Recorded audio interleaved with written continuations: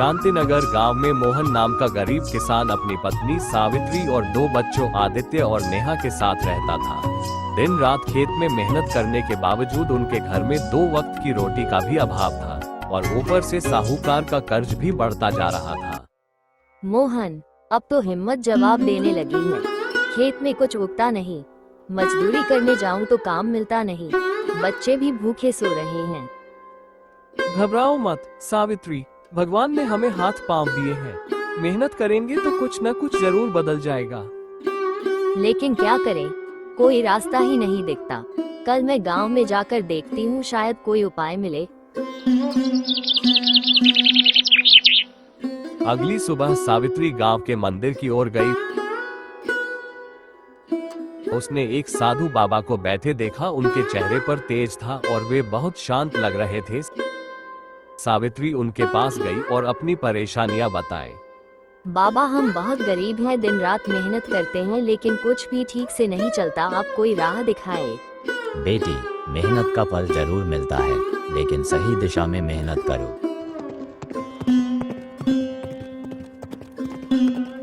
ये घोड़ा लो, ये तुम्हारी किस्मत बदल सकता है। सावित्री कुछ समझ नहीं पाई, लेकिन आभार मानकर घोड़े को घर ले आए। ये घोड़ा कहाँ से लाई हो सावित्री? साधु बाबा ने दिया है, कहा है कि यह हमारी तकदीर बदल देगा। तो क्यों न हम इस घोड़े से जंगल से लकड़ी लाकर बाजार में बेचें? अगले ही दिन वे जंगल गए, सूखी लकड़ियां इकट्ठी की और घोड़े पर रखकर बाजार पहुंचे। लकड़ियां अच्छे दामों में गई। सावित्री और मोहन की मेहनत रंग लाने लगी थी। घोड़े की मदद से उनका लकड़ी बेचने का कारोबार अच्छा चलने लगा था। अब उनके घर में रोज चूल्हा जलने लगा था, बच्चों के पेट भरने लगे थे और धीरे धीरे वे कर्ज भी चुकाने की स्थिति में आ रहे थे। साहूकार ये सब देखकर जल भुन गया। वो सोच रहा था कि अगर मोहन जल्दी कर्ज चुका देगा तो ब्याज से मिलने वाला उसका फायदा खत्म नहीं चाहता था कि कोई गरीब इस तरह उसकी पकड़ से बाहर निकले। यह मोहन दिन पर दिन अमीर होता जा रहा है। हमें कुछ ऐसा करना होगा जिससे इसकी कमाई बंद हो जाए और यह फिर से मेरे कर्ज में फंस जाए। मालिक, पर हम कर क्या सकते हैं? वह तो रोज जंगल से लकड़ी लाकर बेचता है। उसकी कमाई का सबसे बड़ा सहारा क्या है? वो उसका घोड़ा। बिल्कुल, अगर उसका घोड़ा ही ना रहे तो वह लकड़ी बेच ही नहीं पाएगा और उसका काम ठप हो जाएगा। तो क्या आप कह रहे हैं कि हमें उसका घोड़ा चुराना होगा? बिल्कुल, और यह काम रात के अंधेरे में होगा जब मोहन और सावित्री गहरी नींद में होंगे। दोनों नौकरों ने सहमति में सिर हिला दिया। साहूकार ने उन्हें घोड़े को चुराने का सही समय और तरीका समझाया और उन्हें अपना काम पूरा करने के लिए भेज दिया। रात के समय दोनों नौकर धीरे धीरे मोहन के आंगन में घुस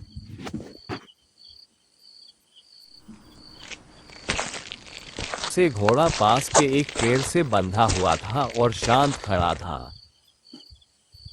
सुन, घोड़े को चुपचाप खोलना, कहीं यह आवाज करके मोहन और उसकी पत्नी को जगह ना दे। हाँ, लेकिन अगर घोड़ा हिलने डुलने लगा तो मैं इसके मुंह पर कपड़ा बांध देता हूँ ताकि यह कोई आवाज ना करे। दूसरे नौकर ने हिम्मत करके रस्सी खोली और पहले नौकर ने घोड़े के मुंह पर कपड़ा बांध दिया। अब वे धीरे धीरे घोड़े को लेकर बाहर निकलने लगे, लेकिन सावित्री नींद में भी सतर्क थी। उसे कुछ आहट सुनाई दी और उसकी नींद टूट गई। मोहन उठो, मुझे कुछ अजीब आवाज आ रही है। क्या हुआ सावित्री, इतनी रात को कौन आएगा? सावित्री ने जल्दी से खिड़की के बाहर झांका। उसने देखा कि 2 लोग उनके आंगन में हैं और घोड़े को ले जा रहे हैं। दोनों नौकरों को सावित्री के जागने की आहट पता चल गई। फिर वे लोग घोड़े को छोड़कर दौड़कर भाग जाते हैं। हमें इन चोरों की शिकायत मुखिया जी से करनी चाहिए। हाँ, तुम ठीक कहती हो सावित्री, मगर तुम्हें क्या लगता है ये दोनों चोर कौन हो सकते हैं? मुझे तो लगता है कि वे साहूकार के नौकर थे, पर मैं अच्छे से चेहरा देख नहीं पाई।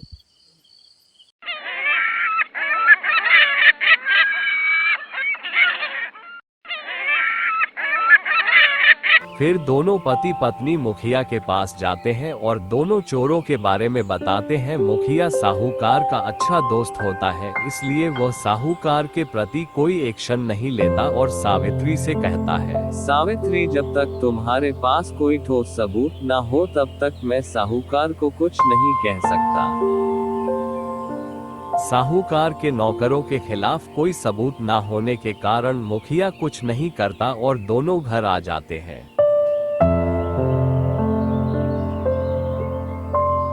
वे लोग अपने घोड़े का ध्यान अच्छे से रखने लगते हैं। अब वे लोग रात में अपने आंगन में चारपाई लगाकर घोड़े के पास ही सोते। इधर साहूकार के नौकर साहूकार को सारी बात बता देते हैं, पर साहूकार हार मानने वाला नहीं था। वह कोई दूसरी चाल चलने की सोचता है।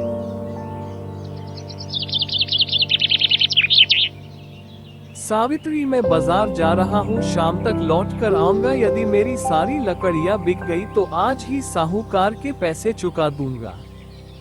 भगवान आपकी इच्छा को पूरी करे, पर जरा सावधान रहना, क्योंकि हमारे घोड़े के ऊपर किसी की बुरी नजर है। लकड़ियाँ बेचकर घर जल्दी आना, मैं खाना बनाकर आपका इंतजार करूंगी। मोहन ने घोड़े के ऊपर लकड़ी रखकर बाजार की ओर रवाना हो गया। कुछ देर बाद वह बाजार में पहुंचकर एक तरफ खड़ा हो गया और ग्राहकों को आवाज लगाने लगा, लकड़ियाँ ले लो, सूखी लकड़ियाँ ले लो। तभी बाजार में साहूकार खड़ा था। उसकी नजर मोहन के ऊपर पड़ी। इस फटीचर को आसानी से ठगा जा सकता है, वैसे भी यह शक्ल से ही जन्मजात मूर्ख लगता है। ये सोचकर वो मोहन के पास पहुंचकर बोलता है, कैसे हो मोहन भाई, सुना है तुम्हारी लकड़ियाँ बहुत ही उत्तम दर्जे की होती है। गांव वाले तुम्हारी लकड़ियाँ की बहुत तारीफ करते हैं। क्या तुम मुझे अपनी सारी लकड़ियाँ बेचना चाहोगे? बिल्कुल बेचनी है हुजूर, लेकिन कीमत क्या देंगे? तुम ही बताओ, क्या कीमत चाहते हो? 300 रुपए लूंगा मालिक। सौदा महंगा है। खैर, क्या तुम लकड़ियाँ जिस हालत में है उस हालत में बेचो? बेचनी है हुजूर, इसमें मुझे क्या एतराज हो सकता है? तब ठीक है, ये लो 300 और अपने घोड़े को लेकर जल्दी से मेरे पीछे पीछे चलो।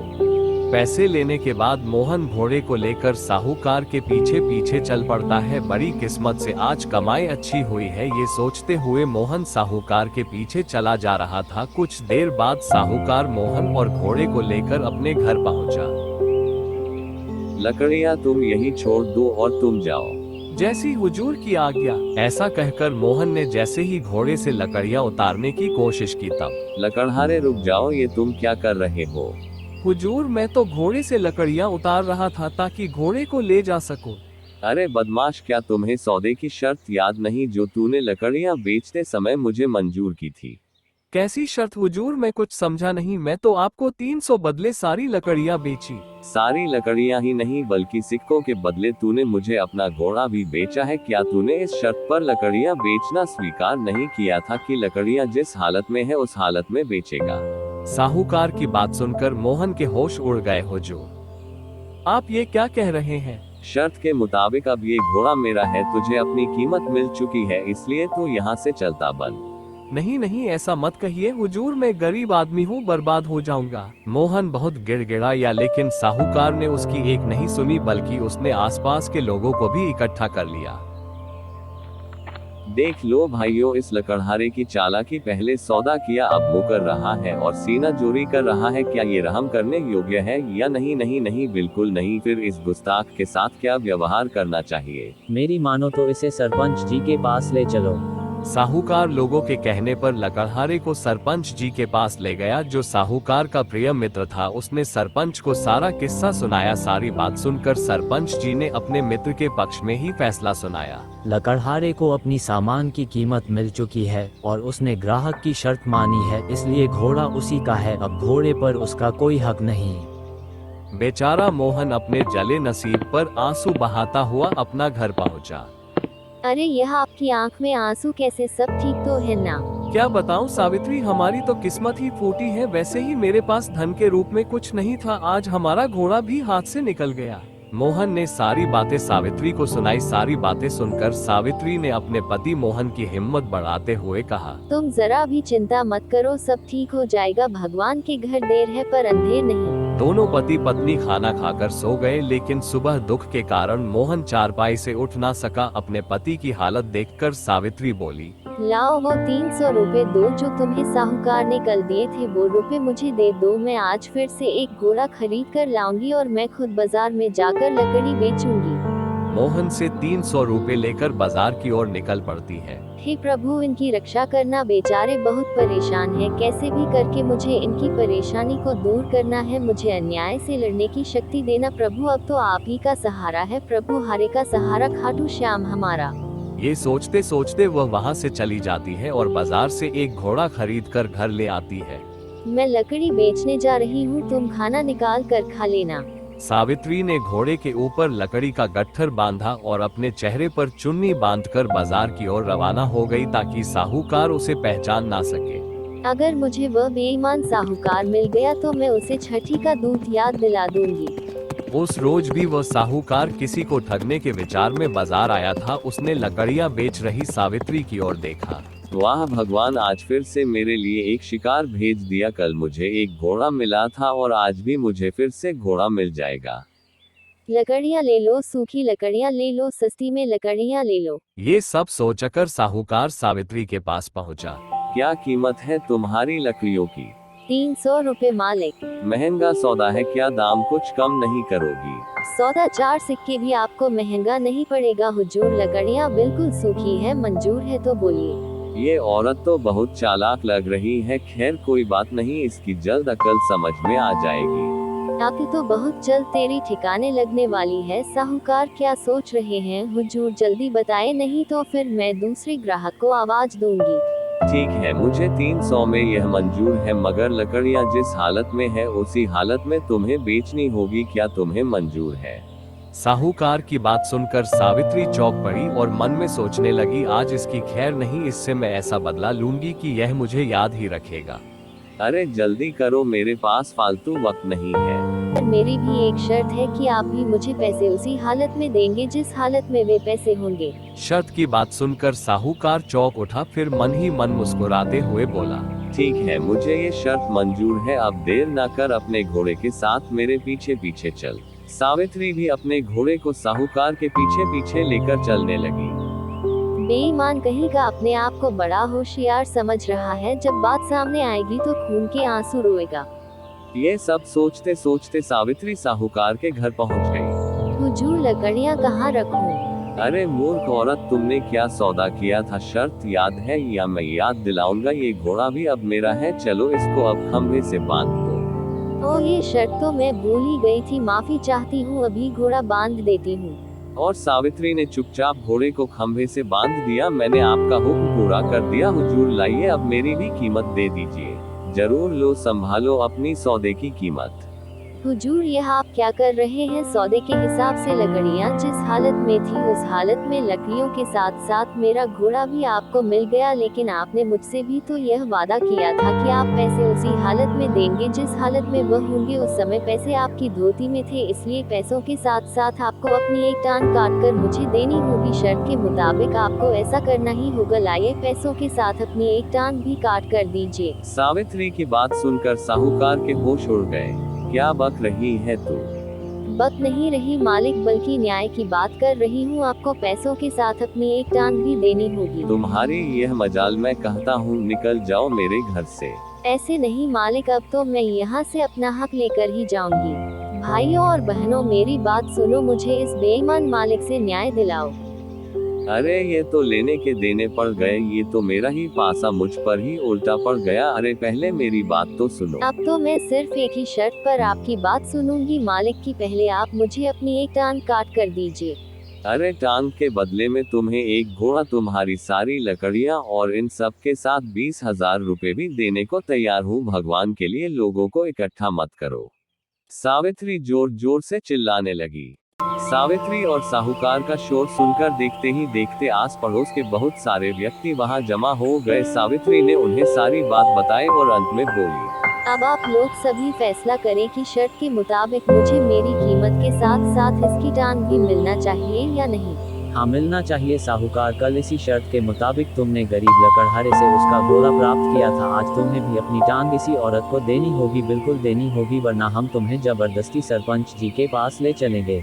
सरपंच जी की बात सुनते ही साहूकार का चेहरा प्रसन्नता से खिल उठा। ठीक है, मैं सरपंच जी के पास चलने को तैयार हूँ। मुझे पूरा विश्वास है कि वह दूध का दूध पानी का पानी कर देंगे। सावित्री और साहूकार इस समय सरपंच जी के पास पहुंचे, जो साहूकार का घनिष्ठ मित्र था और इस बात की किसी को खबर नहीं थी, लेकिन वह भी सारा किस्सा सुनकर उलझन में पड़ गया। यदि मैं मित्र का पक्ष लेता हूं तो सारे लोग मुझे अधर्मी समझेंगे और यह बात महाराज तक पहुंच गई तो मेरी खैर नहीं। सरपंच इतना सोच ही रहा था कि सावित्री बोल पड़ी। मुझ गरीब के साथ न्याय कीजिए हुजूर और मुझे मेरा हक दिलवाएं। हम इस नतीजे पर पहुंचे हैं कि दोषी यह साहूकार ही और तुम्हारी मांग जायज है। लेकिन बेटा, तुम एक इंसान की टांग लेकर क्या करोगी? यदि मेरी मानो तो टांग के बदले जो कुछ भी साहूकार दे रहा है उसे अतिरिक्त 20,000 रुपए और ले लो। नहीं सरपंच जी, मुझे तो शर्त के मुताबिक इसकी एक टांग ही चाहिए। सरपंच ने सावित्री को बहुत समझाया। ठीक है हुजूर, यदि आप कहते हैं तो मैं 30,000 रुपए के बदले अपना दावा वापस ले सकती हूँ। मैं इसकी यह शर्त पूरी करने को तैयार नहीं हूँ, ये कीमत बहुत ज्यादा है।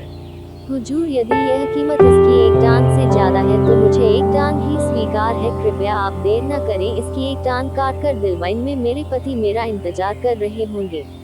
बेचारा सरपंच जी अपने मित्र के बचाव के लिए कुछ न कर पाया। वह मौका ही ऐसा था कि उसे मजबूरन साहूकार से कहना पड़ा, साहूकार कसूर तुम्हारा है, शर्त के मुताबिक अपनी टांग काट कर देना या फिर 30,000 रुपए, ये हमारा फैसला है। मजबूरन साहूकार को सावित्री को 30,000 रुपए और साथ में घोड़ा भी देना पड़ता है। साहूकार से पैसे लेकर खुशी खुशी सावित्री घर आ जाती है और सारी कहानी अपने पति मोहन को बताती है। फिर सावित्री और मोहन साहूकार के घर जाते हैं और उसके सारे उधारी के पैसे ब्याज सहित वापस कर देते हैं। इस कहानी से यह